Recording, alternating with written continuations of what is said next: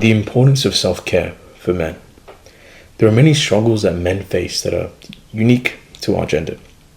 The need to provide for our family, the need to work copious amounts of hours to become successful, and the need to achieve a higher purpose. And all of these challenges manifest in various mental health issues in men. Most of these issues aren't really talked about because as men, we're told to kind of hide those feelings, and we're told to look for alternative ways to deal with those problems. And as such, we need to practice self-care. But not just any self-care, not the same type of self-care that women do, but the type of self-care that is specific to men. There are 3 different types of self-care. The first type of self-care is physical. So are you as a man exercising? Are you going to the gym? Are you going for runs? Are you doing something that gets your body moving each day? And do you have good grooming? Like, do you make sure you cut your nails and get a haircut when it's time?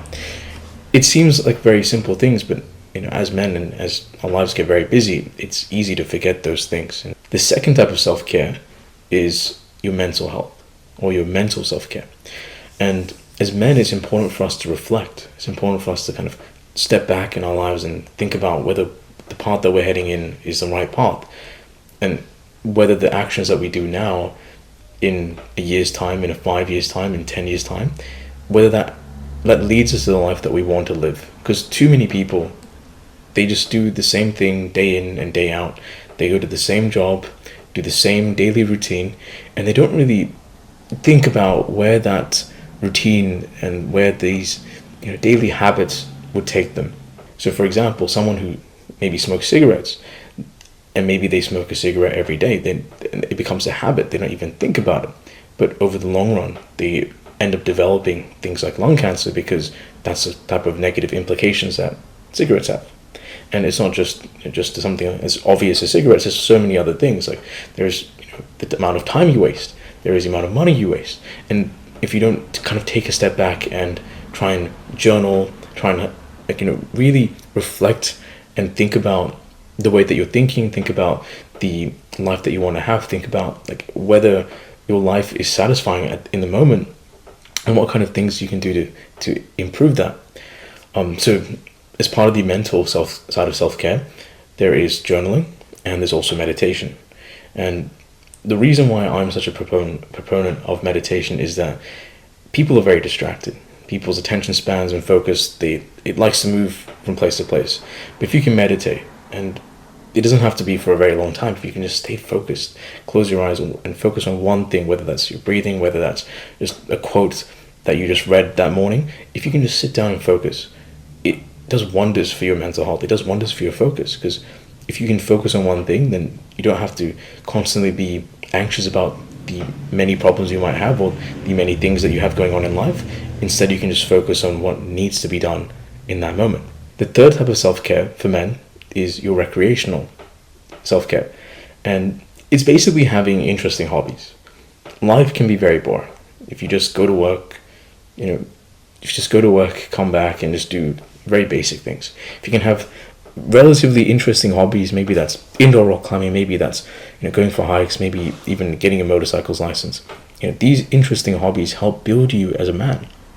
It helps to make you into a person or a character, much like in a video game. Like as you get these fun hobbies, you get experiences, you get to meet very cool people, and you really build yourself up.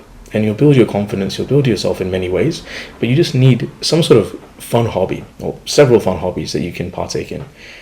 Life can't just be about going to work and coming home, sleeping, and then doing the same thing again, and then just doing partying. It can't be boring.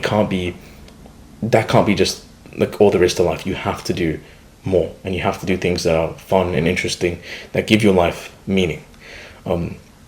If you're kind of worried about the financial aspects of fun hobbies, they don't have to be expensive. They could be something that's completely free. Maybe every weekend you just go out to the beach with your friends for like a certain amount of time. Or maybe you go for runs, or maybe you go for bike rides around your city. Trying to find something that isn't super expensive if you're kind of financially not doing that well. You don't want to live life on autopilot. You don't want to go through life with no self-awareness or no awareness of kind of where you're heading.